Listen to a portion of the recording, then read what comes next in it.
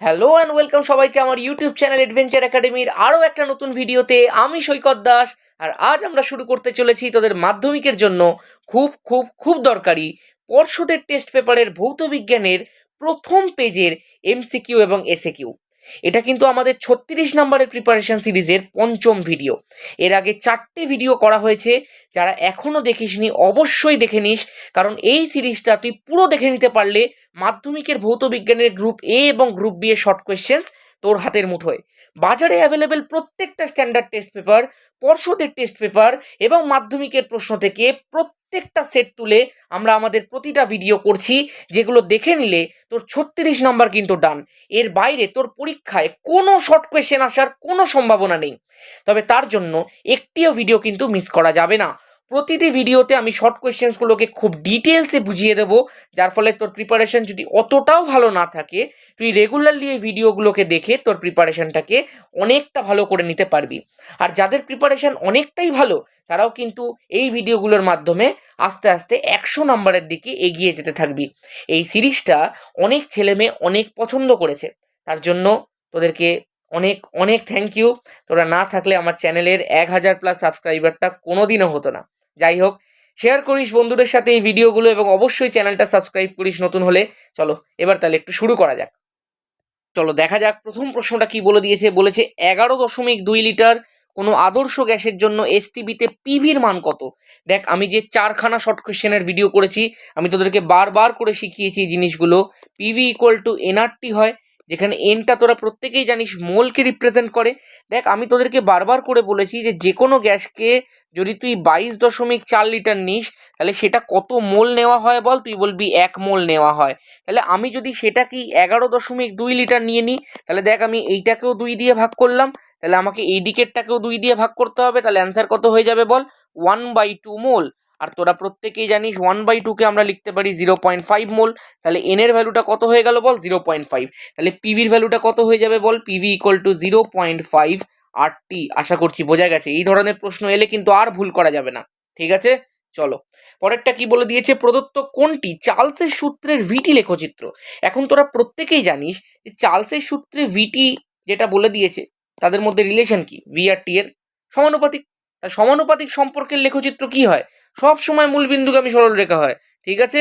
এইটা তো না হয় হয়ে গেল, কিন্তু তোকে যদি কেউ বাই চান্স জিজ্ঞাসা করে সেলসিয়াস স্কেলে চার্লসের সূত্রের লেখচিত্রটা একটুখানি আমাকে বুঝিয়ে দে, এবং ওখান থেকে ভেরিয়াস টাইপস অফ প্রশ্ন এখন মাধ্যমিকে আসছে, একটুখানি দেখিয়ে দিই ওটা। দেখ, তোরা প্রত্যেকে জানিস সেলসিয়াস স্কেলে যখন আমরা বসাই তখন আমাদের টিটাকে ছোট হাতের বসাতে হয়। তাহলে সমীকরণটাও দেখ তোরা জানিস, V t equal to V0 plus V0 into t by 273, তাই তো? এবার একটুখানি আমরা লেখচিত্রটাকে সিলেক্ট করে নিই এখান থেকে, নিয়ে একটু তোদেরকে শেখাই যে কিভাবে লেখচিত্রটা করতে হয়। মন দিয়ে দেখো, আমরা কার কার বিরুদ্ধে প্লটটা করব? ভিটি বনাম টি, মানে ভিটি এখানটায় লিখলাম আর টি এখানটায় লিখলাম, ঠিক আছে? আচ্ছা, তোরা ছোটবেলায় প্রত্যেকেই পড়েছিস ক্লাস 9-এ Y equal to C plus M X. আবার একটা পড়েছিস Y equal to M X. দেখ, দুটোর প্লটের মধ্যে তফাৎটা কি ছিল? Y equal to C plus M X. দেখ, দুটোর মধ্যে এম এর ভ্যালুটা দেখ প্লাসে আছে, তার মানে গ্রাফটা ওপরের দিকে উঠবে। কিন্তু যেখানে সি প্লাস এম এক্স থাকে সেখানে কিছুটা ওপর থেকে ওঠে, আর যেখানে y equal to M x থাকে সেখানে মূল বিন্দু থেকে ওঠে। তোর এই সমীকরণটা কি অনুযায়ী আছে রে? দেখ, এইটা হচ্ছে তোর ওয়াই, এই টিটা হচ্ছে তোর এক্স। তাহলে এই টিটার সঙ্গে যে পার্টটা দেখ রয়েছে সেটাই তোর কি? এম। কারণ আমরা দেখছি এম এক্স আছে।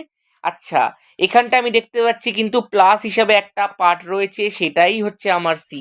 তার মানে আমার প্লটটা দেখতে কেমনি হবে? কিছুটা এই ধরনের হবে, একদম রাইট। তার মানে আমি ওপরের দিকে তো তুলবো, কিন্তু কিছুটা ওপর থেকে। তাহলে চল এখান থেকে একটু এইরকম ভাবে তুলে দিই। এইবার তোরা প্রত্যেকে জানিস এই প্লটটাকে পেছনের দিকেও একটুখানি বাড়িয়ে দেওয়া যায়, তাহলে একটু বাড়িয়ে দিই বিষয়টা। তাহলে একটা ডটেড লাইন দিয়ে সেটা করতে হয়, এরকমভাবে এই পেছনের দিকে বাড়িয়ে দিলাম। এবং তোরা প্রত্যেকেই জানিস বিষয়টা, যেটা যে বিন্দুটার মধ্যে গিয়ে ছেদ করে সেই বিন্দুটা হচ্ছে -273 ডিগ্রি সেলসিয়াস বা পরম শূন্য উষ্ণতা। এখান থেকে কি কি ধরনের প্রশ্ন পরীক্ষাতে আসে? বলবে এই ডিস্টেন্সটা কত। দেখ, এইটাই তো আমার সি, তাহলে এই ডিস্টেন্সটা আমি কত ধরেছিলাম বল? V0 ধরেছিলাম, এই যে। আচ্ছা, তোকে আরো বলতে পারে এই যে প্লটটা করলাম এর নতি কত, এর নতিটা কত? এম এর ভ্যালুটা কত বলে দিয়েছে বল? V0/273। আমি আশা করব এইটুকু যদি তুই ধারণা নিয়ে রাখিস, তোর এই প্লট করতে মাধ্যমিকে আর কোনো সমস্যা কিন্তু হচ্ছে না, ঠিক আছে? নেক্সট বলেছে গ্রিন হাউস গ্যাস হিসেবে পৃথিবীর উষ্ণতা বৃদ্ধির জন্য নিচের কোন গ্যাসটির অবদান বেশি? অবশ্যই কার্বন ডাই অক্সাইড, একদম কার্বন ডাই অক্সাইডের মতো ভিলেন প্রেজেন্ট থাকতে আর অন্য কেউ কী করে হতে পারে। নেক্সট দেখি, বলেছে প্রদত্ত ধাতুগুলির কোনটির প্রসারণ শনাক্ত ন্যূনতম হওয়ায় বিভিন্ন কাজে লাগে? আচ্ছা, প্রসারণ ন্যূনতম হওয়ায় সোজা কথায় তার মানে কোনটার দেখ প্রসারণ সবচেয়ে কম, আমাকে বলতে হবে লোহা, তামা, nickel. ইনভার is the correct option ভাই, একদম ফেমাস হয়ে গেছে এখন ইনভার। নেক্সট প্রশ্ন দেখি, বলেছে প্রদত্ত কোনটি তরঙ্গ দৈর্ঘ্য সবচেয়ে বেশি? আচ্ছা, এইটা কিন্তু একটা ভালো প্রশ্ন। এই ধরনের প্রশ্ন কিন্তু দেখবি আমি যখন আমার শর্ট কোয়েশ্চেনের ভিডিও করিয়েছিলাম চারখানা, তখন সেখানেও বহুবার করে বলেছিলাম সব থেকে দীর্ঘতমটা বলেছিলাম, সব থেকে ক্ষুদ্রতমটা বলেছিলাম। এখানটা তোকে যেটা দিয়েছে সেখানে কিন্তু যেটা অপশান আছে সেটা হবে অবলোহিত রশ্মি। তা আমি একটুখানি তোদেরকে বলবো, এটা যেহেতু প্রচুর দিচ্ছে তুই একটু চারটা মনে রাখ। হ্যাঁ, সব থেকে কম যেটা সেটা হচ্ছে গামা রশ্মি, গামা রশ্মির থেকে একটু বেশি হচ্ছে দেখ এক্স রশ্মি, আমি রশ্মিগুলো বারবার আর লিখছি না। হ্যাঁ, তার থেকে একটু বেশি হচ্ছে অতিবেগুনি, যেটাকে আমরা ইউভি বলে থাকি। তার থেকে একটু বেশি হচ্ছে দেখ দৃশ্যমান, তার থেকেও একটু বেশি হচ্ছে দেখ অবলোহিত, যেটাকে আমরা ইনফ্রারেড বলে থাকি। ঠিক আছে, তার থেকেও একটুখানি বেশি হচ্ছে মাইক্রোওয়েভ। এই প্রশ্নগুলো এখন খুব দিচ্ছে। তার থেকেও একটুখানি বেশি কিন্তু, যেটা আমি সব থেকে ওই আমার কিছু একটা ভিডিও নাম্বার 3-তে হয়তো হবে প্রশ্নটা ছিল, বলে দিয়েছিলাম, বেতার তরঙ্গ।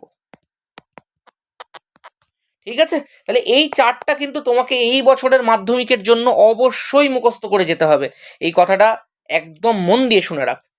নেক্সট, বলেছে একটা পাতলা উত্তল লেন্সে 2f দূরত্বে রাখলে সৃষ্ট প্রতিবিম্বের প্রকৃতি কি হবে? মানে বস্তুটাকে তোমাকে 2f দূরত্বে রাখতে বলেছে।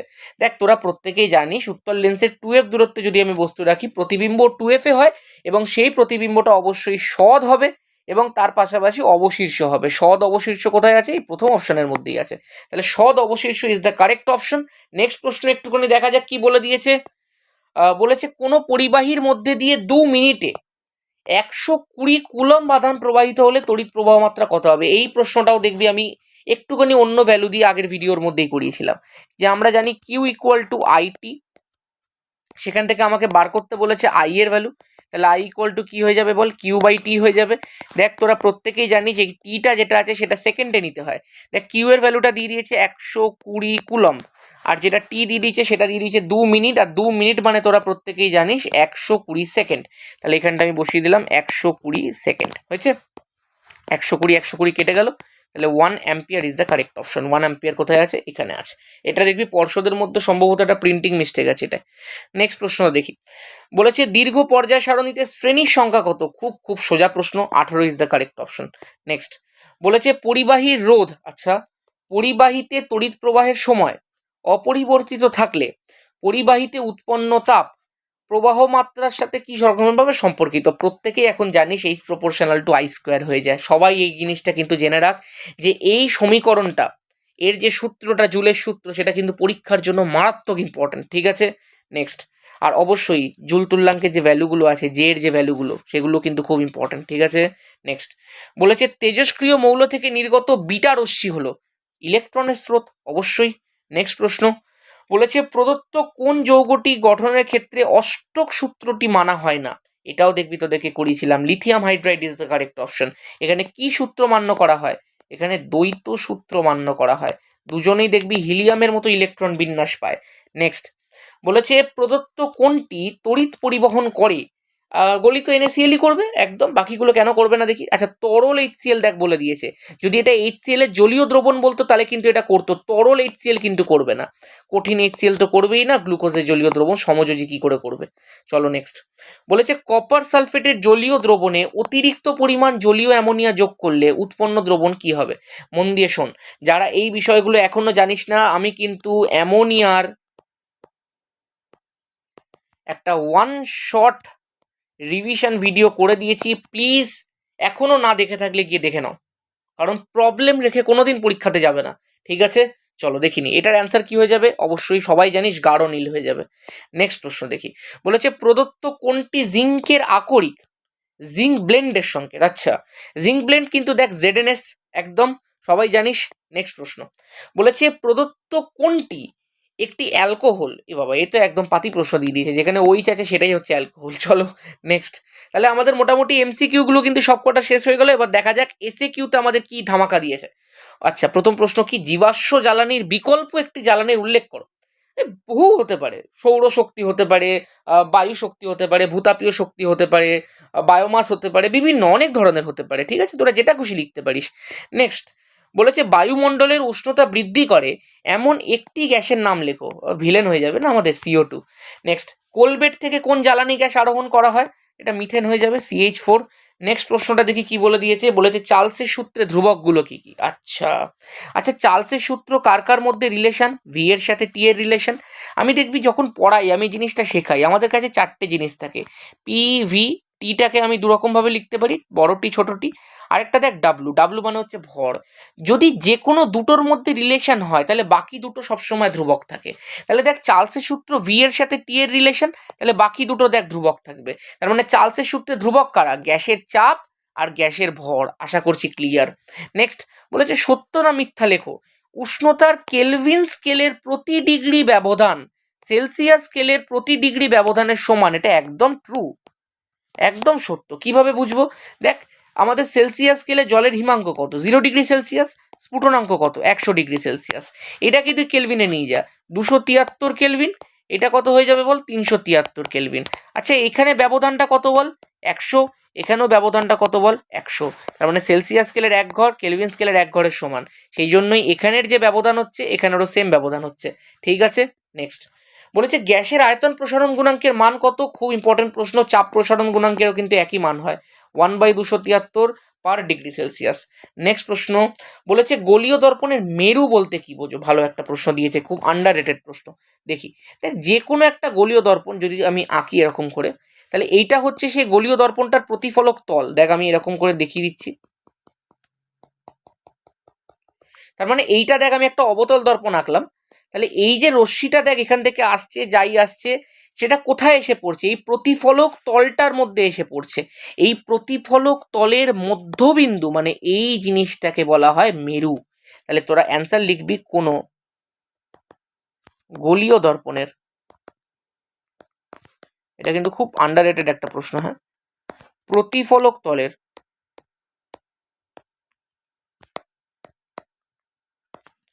মধ্যবিন্দুকে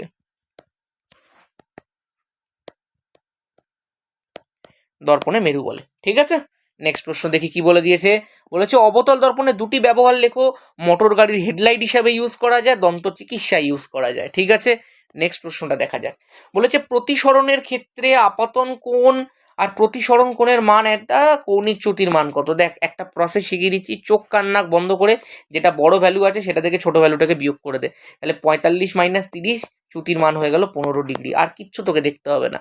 নেক্সট প্রশ্ন দেখা যাক কি বলে দিয়েছে। বলেছে, আচ্ছা এটাই নেক্সট তো, হ্যাঁ এটাই নেক্সট। চলো, উষ্ণতা বৃদ্ধিতে অর্ধপরিবাহীর রোধ কিভাবে পরিবর্তিত হয়? মনে রাখবি অর্ধপরিবাহীর ক্ষেত্রে উষ্ণতা বৃদ্ধিতে রোধ কিন্তু কমতে থাকে। ঠিক আছে, চলো মানে এখানটা লিখবো আমি কমে। নেক্সট, একটি অর্ধপরিবাহীর নাম লেখো। সিলিকন হতে পারে, জার্মেনিয়াম হতে পারে, খুব ফেমাস। নেক্সট বলেছে ডায়নামোতে কোন ধরনের শক্তি তড়িৎ শক্তিতে রূপান্তরিত হয়? ডায়নামোতে যান্ত্রিক শক্তি তড়িৎ শক্তিতে রূপান্তরিত হয়। ওকে, নেক্সট প্রশ্ন বলেছে নক্ষত্রের বিপুল শক্তির উৎস কি? প্রত্যেকেই জানিস, নিউক্লিয় সংযোজন। ওকে, নেক্সট বলেছে তাপ পরিবাহিতাঙ্কের এসআই এককটি লেখো। এই প্রশ্নটা আমি জানি না, তোদেরকে আমি কতবার শিখিয়েছি, তাও চলো আরেকবার করিয়ে দিচ্ছি। তাপ পরিবাহিতাঙ্ককে যদি আমরা কে দিয়ে লিখে থাকি তাহলে কে ইকুয়াল টু লেখা যায় Q into D divided by A into θ2 - θ1 into তোমার হচ্ছে টি। এটা একটা ঘনকাকার পরিবাহীর ক্ষেত্রে করা হয়, যেখানটা কিউটা কিন্তু হচ্ছে তোমার পরিবাহিত তাপের পরিমাণ, ডিটা কিন্তু হচ্ছে তোমার সেই পরিবাহীটার বেধ, এটা কিন্তু হচ্ছে তার প্রস্থচ্ছেদের ক্ষেত্রফল, θ2 - θ1টা হচ্ছে দুটো বিপরীত পৃষ্ঠের উষ্ণতার মধ্যে পার্থক্য, আর টিটা কিন্তু হচ্ছে সময়। ঠিক আছে, এবার এককগুলো একটুখানি লিখি এসআই পদ্ধতিতে। কিউ এর কিন্তু যে একক হয় সেটা হয় জুল, ডি এর যে একক হয় সেটা হয় মিটার, এ এর ইউনিটটা হয় দেখ মিটার স্কোয়ার। আচ্ছা, θ2 - θ1 এরটা হয় কেলভিন। আচ্ছা, টেম্পারেচার টাইমের যেটা আছে সেটা কিন্তু হয় দেখ সেকেন্ড। হয়েছে? আচ্ছা, এইবার একটুখানি দেখি, দেখো জুল পার সেকেন্ড এই জিনিসটাকে আমরা ওয়াট বলে থাকি। মিটার দিয়ে দেখো মিটার স্কোয়ারটা কাটলো, তাহলে watt. Metre inverse kelvin inverse is the correct option. এটা কিন্তু তোমাকে এরকম ভাবেও দিতে পারতো, joule metre inverse kelvin inverse second inverse, তার মানে জুল সেকেন্ড ইনভার্সটাকে ভেঙে ভেঙে দিতে পারতো, আর কিচ্ছু না। এই দুটো রকম ভাবেই কিন্তু তোমাকে দিতে পারে, অবশ্যই রেডি থাকবে দু রকম অ্যান্সারই পাওয়ার জন্য এমসিকিউতে। নেক্সট কি বলে দিয়েছে দেখি, বলেছে একটা বাম স্তম্ভের সাথে ডান স্তম্ভ মেলাও, এটা তো খুব সহজই দেয় পরীক্ষায়, সুপার হ্যালোজেন ফ্লুরিন হয়ে যাবে এ। নেক্সট ক্ষার ধাতু বলে দিয়েছে, অবশ্যই সোডিয়াম হয়ে যাবে বি। নেক্সট দুটি গ্যাসের বিক্রিয়ায় উৎপন্ন কঠিন পদার্থ NH4Cl, এটাও দেখবি আমি ওয়ান শটের মধ্যে কভার করেছি। ইউরিয়া কিন্তু দেখ জৈব সার, সবই দেখ কভার করাই আছে। নেক্সট প্রশ্নটা একটু দেখা যাক কি বলে দিয়েছে, বলেছে N2 অণুর লুইস ডট গঠন চিত্র অঙ্কন করো। এক নাম্বার একটু আনফরচুনেট, কিন্তু দিয়েছে যখন করে দিই উইথ প্রপার লজিক। একটু পেজটাকে ছোট করে নিই, পেনটাকে একটু বড় করে নিই, চলো শুরু করছি। হ্যাঁ দেখো, N2 অণুর আগে আমি একটু একটা কথা বলি, নাইট্রোজেন পরমাণুর যে ইলেকট্রন সংখ্যা আছে সেটা হচ্ছে 7। আমরা যদি এটাকে একটু ইলেকট্রন বিন্যাস করি তাহলে হয়ে যায় কত বলো, 2 আর 5, তাই না? তাহলে শেষ কক্ষপথে কটা ইলেকট্রন আছে, তুমি বলবে 5টা ইলেকট্রন আছে। আচ্ছা, শেষ কক্ষপথে যদি 8টা ইলেকট্রন যদি পূরণ করতে হয়, মানে অষ্টক পূরণ করতে হয়, তাহলে আমার কটা ইলেকট্রন লাগবে, তুমি বলবে 3টে লাগবে। তার মানে নাইট্রোজেন 3খানা ইলেকট্রন শেয়ার করবে এবং 3খানা বন্ধন জোড় গঠন করবে। ভালো করে দেখ, দেখ আমি এখানটায় একটা নাইট্রোজেন দেখিয়ে দিলাম, যেহেতু N2 অণুর করতে হবে। কিভাবে করতে হয় দেখে নে যারা পারিস না, এখানটা একটা নাইট্রোজেন দেখিয়ে দিলাম, ঠিক আছে? এইবার একটু দেখ, আমি এই নাইট্রোজেনটার লাস্ট কক্ষপথের যে 5খানা ইলেকট্রন আছে সেইটাকে দেখাচ্ছি, এখানটায় 3টে। আচ্ছা, আর এইটার মধ্যেও দেখ 5খানা ইলেকট্রনকে দেখাচ্ছি, একদম হয়েছে। এইবার তোরা কি শুনলি আমার মুখে, যে 3খানা ইলেকট্রন নাইট্রোজেন শেয়ার করবে, তাহলে 1টা 2টো 3টে, তাহলে এও তো নাইট্রোজেন, এও 3টে ইলেকট্রনই শেয়ার করবে, 1টা 2টো 3টে। ওকে, এইবার দেখ পরের স্টেপের মধ্যে কি হয়, আমি একটুখানি এটাকে ছোট করি। পরের স্টেপটাতে দেখছি এরকম ভাবে অ্যারো দিয়ে, তার আগে একটুখানি বলি কিছু ফর্মালিটিস আছে। এখানটায় তলায় এর ইলেকট্রন বিন্যাসটা লিখবি 2 5, এখানটা তো লিখবি 2 5, হয়েছে? খুব মন দিয়ে দেখবি। এবার দেখ এই নাইট্রোজেনটা লিখলাম, এইবার এখানটায় 3খানা এরকম গোল দিচ্ছি, কারণ 3খানা গোল ইলেকট্রন দেখিয়েছিলি তুই, আর 3খানা তুই দেখিয়েছিলি ক্রস ইলেকট্রন, তাহলে সেগুলোকেও দেখ অ্যাজ ইট ইজ দেখিয়ে দিলাম, হয়েছে? নিয়ে আবার এখানটা একটা নাইট্রোজেন দেখালাম। এইবার যেটা খুব গুরুত্বপূর্ণ জিনিস, এই যে দুটো ইলেকট্রন যারা দেখ বন্ধন গঠনে অংশগ্রহণ করলো না, এদেরকেও কিন্তু তোকে দেখাতে হবে, এদেরকে নিঃসঙ্গ ইলেকট্রন জোড় বলা হয়। এখানটা তো দেখ আছে, এইটাও দেখ আমি দেখিয়ে দিলাম, হয়েছে? এইবার দেখ এই নাইট্রোজেনটাও পুরোটা ইউজ করবে, এই নাইট্রোজেনটাও পুরোটা ইউজ করবে। তাহলে তুই এই নাইট্রোজেনটার কথা এবার চিন্তা করে দেখ, দেখ এখানটায় 1টা 2টো, আবার এখানে দেখ 1টা 2টো 3টে 4টে 5টা 6টা, তাহলে মোট কটা কতগুলো হয়ে গেল বল, 8টা হয়ে গেল। তাহলে এখন কিন্তু যোজ্যতা কক্ষে ইলেকট্রনের সংখ্যা হয়ে গেছে 8। আশা করছি ব্যাপারটা পুরোপুরিভাবে বোঝা গেছে। তাহলে এই নাইট্রোজেনটারও কি হয়ে গেল বল, এখানটায় 2টো ইলেকট্রন আর এইখানটায় দেখ 6খানা ইলেকট্রন, তাহলে মোট শেষ কক্ষে কটা ইলেকট্রন হয়ে গেল, 8টা ইলেকট্রন। তাহলে দুজনেরই দেখ অষ্টক পূরণ হয়ে গেল, তাহলে দুজনেই দেখ খুব হ্যাপি। এইবারে কি হয়ে যাবে, মধ্যিখানে দেখ দুটো বন্ড মিলিয়ে দুটো ইলেকট্রন মিলিয়ে একটা বন্ড তৈরি হয়, তাহলে দেখ 6টা ইলেকট্রন আছে, তাহলে কটা বন্ড তৈরি হয়ে যাবে, 3টে বন্ড তৈরি হয়ে যাবে। তাহলে নাইট্রোজেনের মাঝে আমি দেখিয়ে দিলাম 3খানা বন্ড, এখানটায় দেখ রয়েছে একটা লোন পেয়ার, এখানটায় দেখ রয়েছে একটা লোন পেয়ার, এগুলোকে কিন্তু দেখিয়ে দিতে হবে। তাহলে কি অণু তৈরি হয়ে গেল বল, N2 অণু। আশা করব প্রত্যেকে বুঝে গেছিস কি করে কিন্তু এটা করতে হয়। নেক্সট বলেছে তড়িৎ বিশ্লেষণে কোন প্রকারের তড়িৎ প্রবাহ ব্যবহার করা হয়, ডিসি প্রবাহ ব্যবহার করা হয়, ঠিক আছে? ওকে, নেক্সট বলেছে জলের তড়িৎ বিশ্লেষণ করলে ক্যাথোডে কি পাওয়া যায়, ক্যাথোডে দেখ হাইড্রোজেন গ্যাস পাওয়া যায়। ওকে, নেক্সট প্রশ্ন বলে দিয়েছে কি, বলেছে তামার চামচের ওপর রূপোর তড়িৎ লেপন করতে হলে অ্যানোড হিসাবে কি ব্যবহার করবে। মাথায় রাখবি সবসময়, ক্যাথোড হিসাবে আমরা সবসময় ব্যবহার করি যার ওপর প্রলেপ দেওয়া হয়, আর অ্যানোড রূপে আমরা সবসময় ব্যবহার করি যার প্রলেপ দেওয়া হয়। তাহলে এখানে কার প্রলেপ দেওয়া হচ্ছে, তুমি বলবে রূপোর প্রলেপ দেওয়া হচ্ছে, তাহলে এখানে অ্যানোড রূপে কাকে ব্যবহার করতে হবে, রূপোর কোনো একটা পাত ব্যবহার করতে হবে, ঠিক আছে? নেক্সট প্রশ্ন বলেছে একটা সমযোজী তরল পদার্থের উদাহরণ দাও, খুব জল তেষ্টা পাচ্ছে।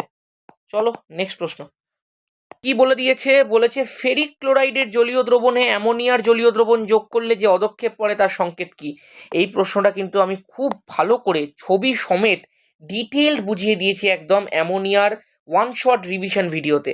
প্লিজ যাদের সমস্যা হচ্ছে তারা একটু প্লিজ গিয়ে দেখে নে, ঠিক আছে, আর কোনো অসুবিধা থাকবে না। দেখ একটুখানি ফেরিক ক্লোরাইড যেটা বলে দিয়েছে সেটা হচ্ছে FeCl3, আয়রনের যোজ্যতা 3 হয়ে যাবে, সেই কারণেই দেখ Cl এর নিচে 3 বসলো। তার সঙ্গে আচ্ছা এটা অবশ্যই অ্যাকোয়াস নিতে হবে। এর সঙ্গে কার বিক্রিয়া হবে বল, অ্যামোনিয়ার জলীয় দ্রবণ অর্থাৎ অ্যামোনিয়াম হাইড্রোক্সাইড NH4OH, সেটাও কি নিতে হবে বল, অ্যাকোয়াস নিতে হবে। ওকে, যখনই বিক্রিয়া হবে দেখে নে কিভাবে হচ্ছে। এই যে অ্যামোনিয়াম পার্টটা আছে এর সঙ্গে যুক্ত হবে ক্লোরাইডটা, কি তৈরি করবে বলো, দুজনেরই যোজ্যতা 1, সেই কারণে অ্যামোনিয়াম ক্লোরাইড, কোনো দিকে কোনো সংখ্যা বসলো না। এর সাথে দেখো এই Fe আছে আর OH আছে, OH এর যোজ্যতা হচ্ছে 1, ভালো করে দেখে নে। Fe এর যোজ্যতা 3 আছে, OH এর যোজ্যতা 1 আছে, যখন যৌগ গঠিত হবে এরকম ভাবে ক্রস হয়ে যাবে, তাহলে কি তৈরি করবে বলো, FeOH এর হোল থ্রাইস। এইটাই কিন্তু তোমার অদক্ষেপ, এই অদক্ষেপটারই তোমাকে সংকেতটা চেয়েছে, তাহলে FeOH এর হোল থ্রাইসের সংকেত নাম কি, ফেরিক হাইড্রোক্সাইড। ওকে, একটুখানি ব্যালেন্স করে দিই বিক্রিয়াটা বল, বিক্রিয়া কি করে ব্যালেন্স করবো দেখে নে একটুখানি। OH এর এখানটা তুই দেখতে পাচ্ছিস 3 আছে, যার ফলে এখানটা 3 বসাতে হবে, অ্যামোনিয়ামের আগে তাহলে 3 হয়ে গেল, এখানটা তো তাহলে একটা 3 বসিয়ে দিতে হবে।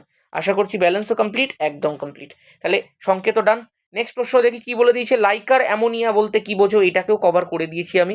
কি আছে, 0.88 আপেক্ষিক গুরুত্ব বিশিষ্ট অ্যামোনিয়ার গাঢ় জলীয় দ্রবণকে লাইকার অ্যামোনিয়া বলা হয়, যার মধ্যে 35% অ্যামোনিয়া কিন্তু দ্রবীভূত থাকে। ওকে, নেক্সট প্রশ্ন দেখা যাক কি বলে দিয়েছে। বলেছে প্রদত্ত যৌগটির IUPAC নাম লেখো, কটা কার্বন আছে ভাই, 3টে কার্বন আছে, তার মানে প্রোপানেল। কেন ন্যাল লিখলাম, অ্যালডিহাইড গ্রুপ আছে বলে। যারা এখন IUPAC নেমিং জানিস না তাদের জন্য আমি একটা খুব দরকারি ভিডিও জৈব রসায়নের ওয়ান শট করে রেখে দিয়েছি, যা জৈব রসায়নের একটা সিঙ্গেল প্রবলেম থাকবে না যখন তুই ভিডিও দেখে বেরোবি। নেক্সট প্রশ্ন দেখি, বলেছে PVCর মনোমারের নাম কি। এই যে প্রশ্নগুলো আছে খুব ডিটেলে ডিসকাস করেছি জৈব রসায়নের ওয়ান শটে। দেখ PVCর একটুখানি সংকেতটা লিখি, মনোমারের নামটা আগে লিখে দিচ্ছ। মনোমারের নাম হচ্ছে ভিনাইল ক্লোরাইড। কি করে বুঝলাম, এটারও দেখ লজিক আমি শিখিয়ে দিচ্ছি। PVCর পুরো নাম হচ্ছে পলিভিনাইল ক্লোরাইড, তাহলে পলিমার থেকে পলি কথাটা বাদ দিয়ে দাও, পড়ে থাকলো দেখো ভিনাইল ক্লোরাইড, এইটাই মনোমার। ঠিক আছে, যারা মনোমার পলিমার জানিস না এক্ষুনি চলে যা ভিডিওটা দেখে আয়। আচ্ছা একটু সংকেতগুলো লিখে দিই। হ্যাঁ, PVCর যে সংকেত সেটা হচ্ছে CH2 CHCl, বাইরে এরকম ভাবে একটা N দিতে হয় পলিমারের ক্ষেত্রে। আর ভিনাইল ক্লোরাইডের সংকেতটা কি হয়ে যাবে, সিম্পল একবারে সোজা, এই যে দেখতে পাচ্ছিস দুখানা বন্ড আছে, এই দুটো বন্ডকে তাড়িয়ে দে, তাহলে দুটো সিগমা বন্ড ভেঙে যাবে, মধ্যিখানে একটা পাই বন্ড এনে দে, তাহলে দেখ CH2 ডাবল বন্ড CHCl, এটাই কিন্তু হচ্ছে দেখ ভিনাইল ক্লোরাইডের সংকেত। আশা করছি ক্লিয়ার। নেক্সট বলে দিচ্ছে CH3 CH2OH এর একটি সমবায়বের উদাহরণ দাও, বা এটা গঠন সংকেত লিখতে বলেছে। দেখ অ্যালকোহলের সমবায়ব সর্বদা ইথার হয়, এই কথাটা সর্বদা খেয়াল রাখবি। তাহলে কটা কার্বন যুক্ত, দুটো কার্বন যুক্ত, দুটো কার্বন যুক্ত ইথার, ভালো করে দেখতো। এই যে এরকম একটা স্ট্রাকচার করলাম, এবার কার্বনের এখানটা একটা হাত ফিল আপ আছে, তাহলে বাকি 3টে হাত ফাঁকা, তাহলে 3টে হাইড্রোজেন। এখানেও দেখতে পাচ্ছ একটা হাত ফিল আপ আছে, তাহলে 3টে হাত ফাঁকা, তো 3টে হাইড্রোজেন। তাহলে দেখো কি ইথার হয়ে গেল, এটা ডাইমিথাইল ইথার হয়ে গেল। তাহলে CH3 বন্ড ও বন্ড CH3, এই যে ইথারটা হয়ে গেল কি বলো, ডাই মিথাইল, কারণ দুদিকে মিথাইল গ্রুপ আছে, ইথার। আশা করছি বোঝা গেছে। তোরা এতদিন শুধু মুখস্থ করতিস, যারা নতুন দেখছিস আমাকে অবশ্যই বুঝতে পারলি অর্গানিক কেমিস্ট্রি মুখস্থ করার জিনিস কিন্তু নয়, পুরো লজিক্যাল একটা বিষয়। যারা আমার ভিডিও প্রথমবার দেখলি অবশ্যই কিন্তু জানাবে ভিডিওটা কেমন লাগলো। সবাইকে বলছি তোদের জন্য পর্ষদের এই সিরিজটা কিন্তু কন্টিনিউ হতে থাকবে, আর এই জিনিসটা খেয়াল রাখিস, আমি কিন্তু ধর আজকে এই ভিডিওটা যখন তোরা দেখছিস এর নেক্সট দিনেই কিন্তু আরেকটা ভিডিও আসবে, মানে যখনই দেবো পরপর দুদিন দুটো করে ভিডিও দেবো, ঠিক আছে, একদম কারেক্ট। চলো তাহলে আজকের মতো এখানেই শেষ হচ্ছে। প্রত্যেকে ভিডিওটা লাইক, চ্যানেলটাকে অবশ্যই সাবস্ক্রাইব, এবং ভিডিওটাকে বন্ধুদের মধ্যে প্রচুর প্রচুর পরিমাণে শেয়ার করে দে, ঠিক আছে। এই ধরনের আরও আরও আরও ইন্টারেস্টিং কন্টেন্ট তোদের জন্য আসতে থাকবে। গ্যাসের আচরণের অঙ্ক শেখানোর একটু প্ল্যান করছি, আলোর একটা কিন্তু প্রমাণের ভিডিও খুব তাড়াতাড়ি আসছে, তার পাশাপাশি এই শর্ট কোয়েশ্চেন সিরিজ পর্ষদ থেকে তো চলবেই, 18খানা পেপার পুরো কমপ্লিট করব। তোদের প্রত্যেককে জানাই অনেক অনেক বেস্ট অফ লাক, মাধ্যমিকের জন্য ভালো করে পড়তে থাক। দেখা হচ্ছে কিন্তু নেক্সট ভিডিওতে।